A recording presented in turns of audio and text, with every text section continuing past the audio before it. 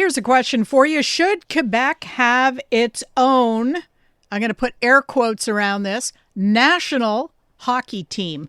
New book out makes exactly that argument. Quelque chose, comme, grande équipe, something like a great team. This is a book written by Guillaume Ringuette and Tristan Fortin. It looks at the representation of Quebec at various levels of professional and amateur hockey and concludes that there's something lacking there, that Quebec is not being given its due, and that the solution for that would be to have a Quebec, again, quote unquote, national hockey team to compete at the international level. Here to lay out the argument in favor of that is one of the co-authors. Tristan Fortin joins me now. Hello, Tristan. Hi, how are you? I'm very well, thanks. Run us some of the analysis, the numbers that convinced you that Quebec is not getting its due within Canada in terms of very elite hockey play. So the whole book is a critical reflection on the history and current state of hockey in Quebec. But yeah, like you said, ultimately it's a plea for the creation of our own Quebec national teams. So the decline of Quebec hockey, we think is a shared responsibility. So on one hand, we got Hockey Quebec, who is suffering from lack of vision, overstructured minor hockey system. But on the other hand, we once our players reach the junior level, the power shifts to Hockey Canada. And today we're stuck in a Canadian junior model that has become an obstacle to our athletes' development. If I want to add some numbers, so we all remember the 70s, 80s, 90s when we used to dominate this sport in Quebec, and today the number of Quebecers drafted into the NHL and who are selected on Team Canada is declining, and so we are always underrepresented. It is systematic, but we went further and were able to prove in the book that Quebec players are statistically discriminated in Team Canada. So we found that at equal offensive production, a forward from Quebec is 4 times less likely to be selected on the national junior team than a player from another province. So it shows a clear systematic bias. So you're saying that if you stacked a Quebec player up against a player from some other province and they had equal output, the Quebec player is 4 times less likely to be chosen? Yes, this is for a forward. We also did the math for defensemen, and it was similar results. And this is based on really like Quebec players. It's not francophones. It's players who majorly play in the in this part of in the QMJHL. You mentioned that there's some structural issues with the leagues, the way leagues are structured up through junior here in Quebec. Are you proposing any solutions at that level to improve the chances that Quebec players will earn the right to be considered and be considered fairly? Yeah, so we studied the development models in the world, in the whole world, and the Canadian junior model seems to be outdated.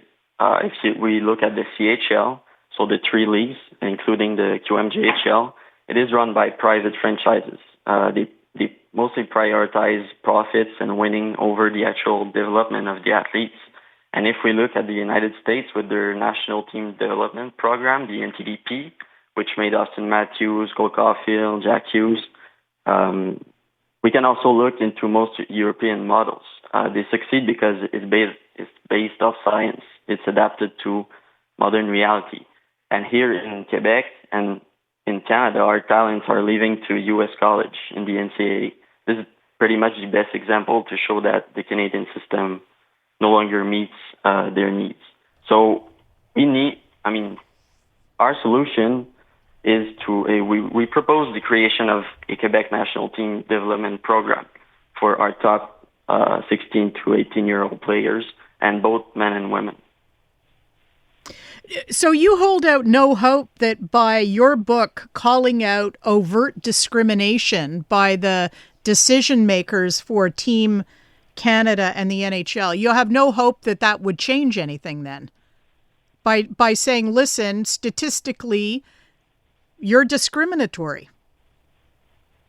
Yeah, so there's two ways to that. There's one side, there's the discrimination and underrepresentation in Hockey Canada, but there's also this outdated model thing that we think we need to change about. And this is, I think we are most likely to do this change in a more autonomous way in Quebec. And we want to nationalize hockey and put hockey back at the center of our identity.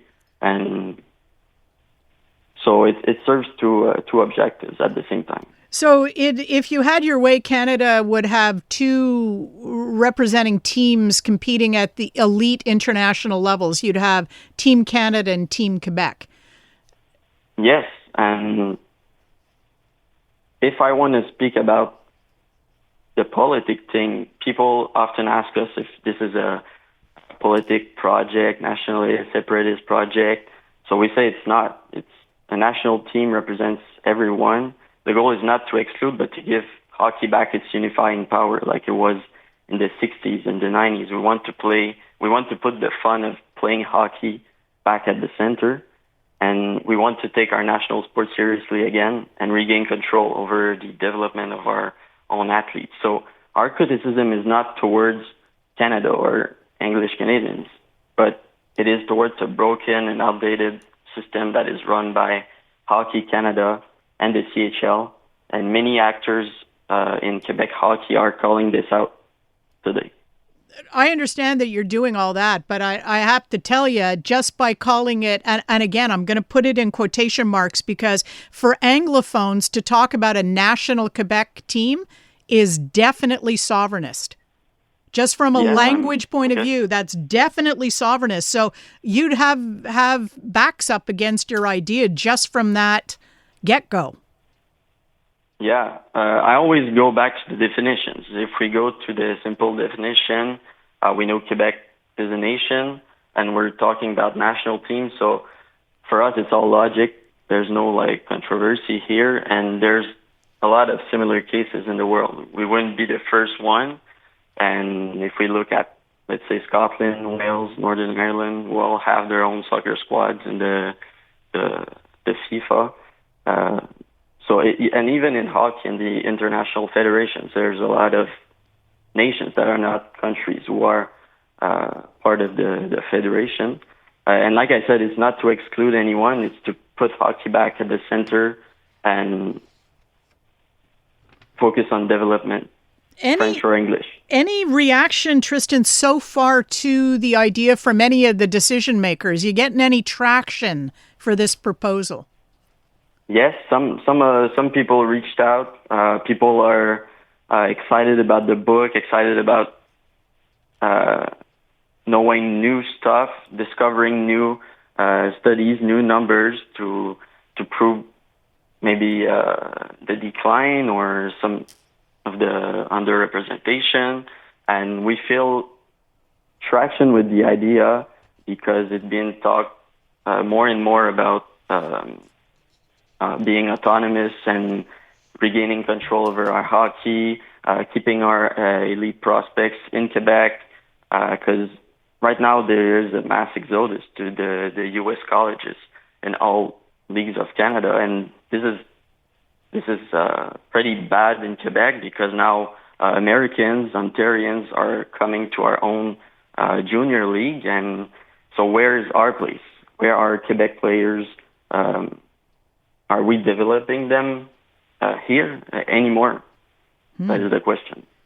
I've been speaking to Tristan Fortin, co-author of the book Quelque, comme, grande, équipe. Tristan, thank you very much for the interview. I appreciate it. Thanks for having me. Have a great day. The newest tracks. Let's go. New music. And the next big thing. Always on the new music first. Your first place to hear it all. 'Cause you gon' like it, love it, wanna play it twice. Playing now. iHeart New Music. Your digital station for brand new drops, fresh finds, and tomorrow's bangers. Powered by North by Northeast Music Festival. Taking place June 10th to 14th across Toronto. iHeart New Music. Stream now, online, on your smart speaker, and preset on the free iHeartRadio app.